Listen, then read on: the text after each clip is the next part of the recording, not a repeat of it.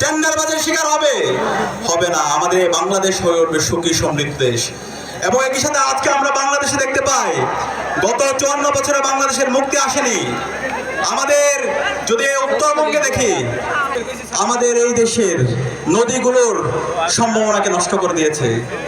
এবং একই সাথে এই সীমান্তে আমাদের শত শত ভাই বোনদেরকে তারা গুলি করে হত্যা করে লাশগুলোকে কাটাতরে ঝুলিয়ে রেখেছে।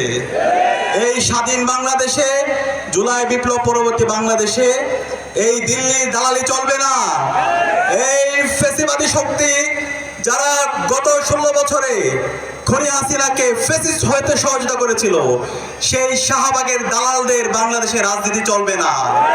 সে কারণে আমাদেরকে সতর্ক থাকতে হবে। বাংলাদেশের যারা যুবকরা আছে, তরুণরা আছে, যাদের মাধ্যমে এই জুলাই বিপ্লব হয়েছে, তাদেরকে সতর্ক এবং সজাগ থাকতে হবে। দেশের স্বাধীনতা, সার্বভৌমত্ব, অখণ্ডতার প্রশ্নে তাদেরকে ঐক্যবদ্ধ থাকতে হবে। আপনারা কি পারবেন? ইনশাআল্লাহ। ইনশাআল্লাহ। আমাদের শহীদ নেতৃবৃন্দ যে রাস্তা আমাদেরকে দেখিয়ে দিয়েছে, দেশের স্বাধীনতা, সার্বভৌমত্ব, অখণ্ডতার প্রশ্নে, দিল্লির দালালদের প্রশ্নে, শাহবাগের বিরুদ্ধে এবং বাকশালের বিরুদ্ধে আমাদের সবসময় প্রতিবাদ, প্রতিরোধ জারি রাখতে হবে। দেশের 1 ইঞ্চি মাটি কাউকে ছাড় দেওয়া যাবে না। দেশের জন্য যদি জীবন দিতে হয়, সেই জীবন দেওয়ার জন্য আমাদেরকে প্রস্তুত থাকতে হবে।